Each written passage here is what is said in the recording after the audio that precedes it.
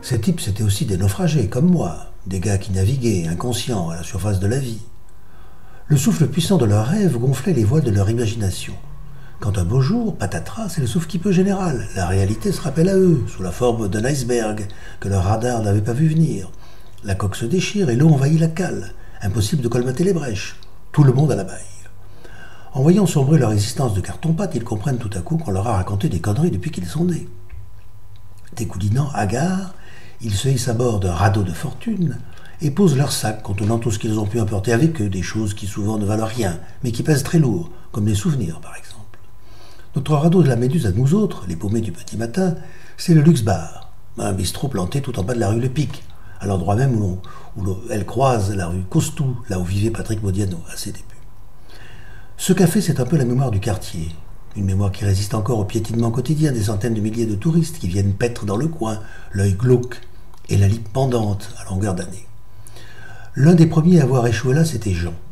Jean Lapin, dit Jeannot, évidemment. Autrefois aussi, on l'appelait Chaud Lapin. Mais ça, c'était dans une autre vie, quand il se coiffait encore comme Elvis, avec la banane et les rouflaquettes. Parce que maintenant, il a dépassé les 80 piges, le Jeannot. En plus, il a pu un poil sur le caillou. Et pour couronner le tout, bientôt, il ne se déplacera plus qu'en déambulateur, lui qui faisait tomber les nanas comme des mouches, avec sa R8 Gordini Bleu France, et son pot d'échappement trafiqué, façon Formule 1, quand je l'ai connu. Comme ça fait près de 15 ans qu'il a débarqué au luxe, à la longue, on a fini par connaître son histoire. Pourtant, c'est un taiseux, le gars Lapin. Pendant la guerre, ses parents, des cathos pratiquants, avaient décidé que toute la famille porterait l'étoile jaune quand les Teutons, en 1942, obligèrent tous les juifs à le faire. Merde, on est chrétiens, quoi, avait dit le père. Persécuter les autres, on connaît. C'est même ce qu'on a fait de mieux pendant des siècles. Alors cette fois, on ne va pas laisser passer ça. Quand on a 8 ans et qu'on arbore à Paris, dans ces années-là, une jolie décoration comme celle-ci, cousue sur la poitrine, il faut s'attendre à avoir des problèmes. Et ça n'a pas manqué. Un matin, à l'aube, la milice se pointe chez les Lapins. On les avait dénoncés. Lapin, c'est pas juif, dit l'un des salopards de Golabo. Non, dit Jacques, le papa de Jeannot. Pourquoi vous portez ça alors demanda l'autre enfoiré en montrant l'étoile jaune. Vous êtes communiste, anarchiste, franc-maçon? Vous voulez juste foutre le bordel? Par solidarité. Fallait pas marquer les gens au fer, comme si c'était des bœufs. D'ailleurs, les bœufs, ça finit toujours à l'abattoir. C'est ce qu'ils font, vos copains nazis, demanda le papa en regardant le mec droit dans les yeux. Vous savez où ça peut vous conduire, la solidarité, vous et votre famille, monsieur Lapin, répondit l'autre, sidéré qu'on ose lui balancer ça en pleine poire. Il savait. Sitôt dit, sitôt fait. Le 4 mars 1943, à l'aube, Jeannot débarque avec ses parents dans l'express numéro 50 qui quitte Drancy en direction de Majdanek, un charmant port de pêche situé à 2 km à peine du centre de Lublin, en Pologne.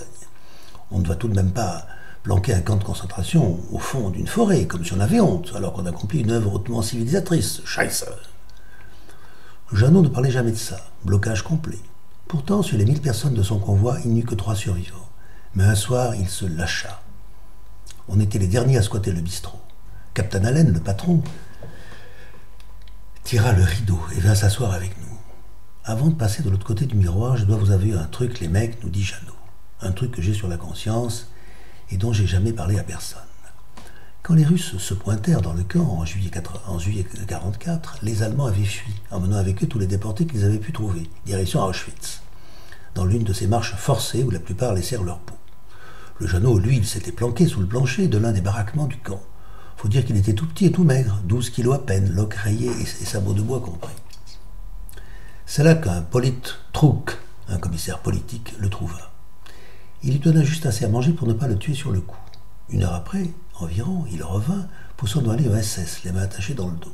Après l'avoir armé, il tendit un pistolet à l'enfant. Le Rouskov, il voulait que je me venge en le flinguant, le nazi, nous dit Jeannot. Eh bien les gars, vous ne me croirez pas, mais j'ai pas pu le descendre, ce salaud. Un reste d'éducation chrétienne peut-être, ajouta-t-il en baissant les yeux. Un trop-plein d'humanité, je dirais plutôt. Il est modeste, le Jeannot. C'est comme ça qu'on les aime, les mecs, chez nous, au Luxe Bar.